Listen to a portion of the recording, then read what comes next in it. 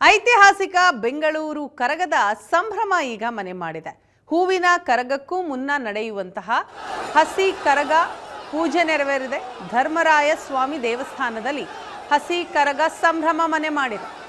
ಸಂಪಂಗಿ ಕೆರೆಯ ಬಳಿ ಹಸಿ ಕರಗಕ್ಕೆ ಪೂಜೆ ನೆರವೇರಿದೆ.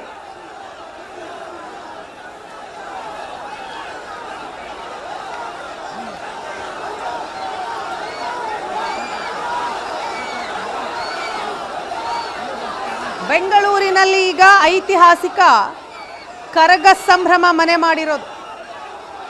ಹೂವಿನ ಕರಗಕ್ಕೂ ಮುನ್ನ ನಡೆಯುವ ಹಲವು ಪೂಜಾ ಕೈಂಕರ್ಯಗಳನ್ನು ನೆರವೇರಿಸಲಾಗಿದೆ. ಅದರಲ್ಲಿ ನಾವು ಗಮನಿಸ್ತಾ ಇದ್ದೀವಿ, ಹಸಿ ಕರಗ ಸಂಪಂಗಿ ಕೆರೆಯ ಬಳಿ ಹಸಿ ಕರಗಕ್ಕೆ ವಿಶೇಷ ಪೂಜೆ ನೆರವೇರಿದೆ. ನಾಳೆ ರಾತ್ರಿ ಬೆಂಗಳೂರು ಕರಗ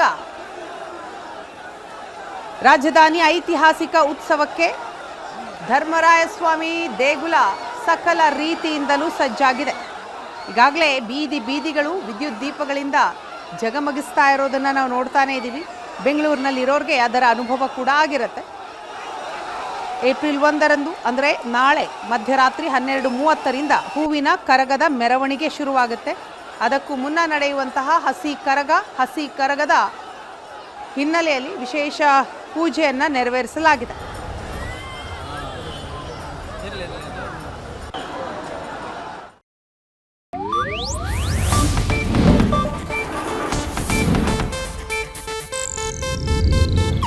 ಇದು ಏಷ್ಯಾನೆಟ್ ನ್ಯೂಸ್ ನೆಟ್ವರ್ಕ್ ಪ್ರಸ್ತುತಿ.